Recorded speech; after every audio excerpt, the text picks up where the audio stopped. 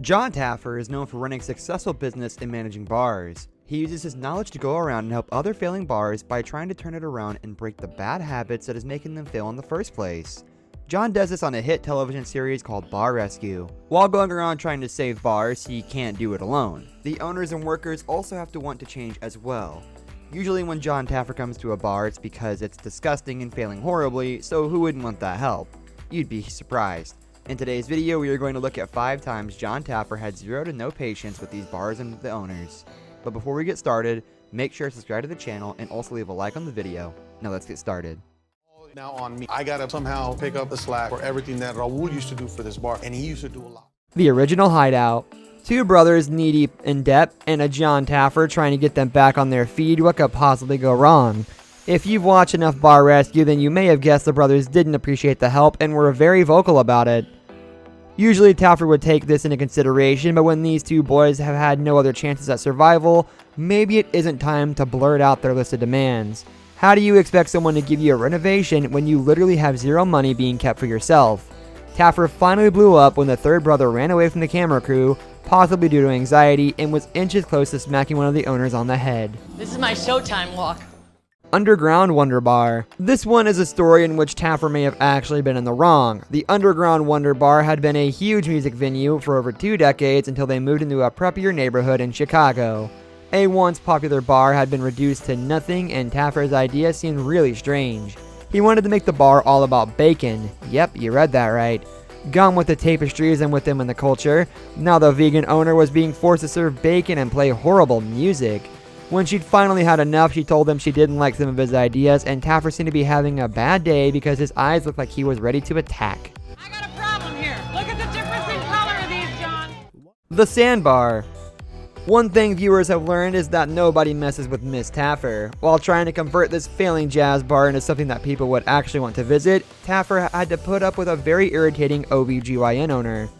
Initially, his comments weren't too out of line, and Taffer was dealing with her pretty harshly. They proceeded to get more and more rude. What really got Taffer's blood boiling was when the owner made an inappropriate comment about his wife, and I think if the cameras hadn't been rolling, a full-on brawl would have erupted. You should have seen the look on Taffer's face. He was close to leaning over and landing a punch. I'm gonna have to do something that I wasn't expecting to have to do. Pirates Tavern. Pirates Tavern is exactly what it sounds like, a pirate-themed tavern complete with employees dressed as pirates. It looked and sounded like a discount version of the Pirates of the Caribbean. Taffer tried to make it more welcoming by transforming it into a sophisticated bar with a dress code that didn't involve pointy hats. Not only was the owner having none of it, none of the other employees wanted to act normally. Everyone missed the craziness that was their pirate aspects. Taffer was surprised beyond belief because he'd assumed the workers would do anything to get rid of themselves with ridicule. When the employees claimed that they were quitting because of Taffer's changes, he couldn't cope and had to hold himself back when his fish tried to go flying. Because right now, you see their faces? Are they happy? Okay, so what can you do about it? Because you gotta do something. Portland's Tonic. Taffer was greeted by one of the worst bands he's ever heard of in an empty room. Doesn't that sound like the intro to a disaster episode? It sure does. After working heavily on the branding of this bar as well as changing the name to the Panic Room, Taffer was enraged when he heard how the employees were essentially ruining the bar's reputation by answering the telephones with inappropriate language. He blew up on them, and there was huge screaming matches which ended in Taffer having to leave for a breather. Those people are lucky he has good control of his temper because the fury radiating off him could have scared anybody. A bikini bar teetering on the brink of failure. Canyon Inn. What do you do when you're trying your hardest to help someone who refuses to take your advice? Taffer had to deal with some very difficult owners in Canyon Inn. Not only had they been serving canned soup to the customers, they were also hitting at Taffer's ideas being horrible. In what world is "please don't serve canned soup" a horrible idea? With all of his brilliant ideas being shot down, Taffer was somewhat irritable, which is understandable. Then when they said once more they would not stop serving their horrible canned soup, Taffer lost it.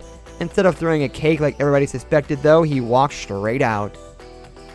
And that will wrap up today's video, guys. Thank you for watching, and make sure to subscribe to the channel. We'll see you next time.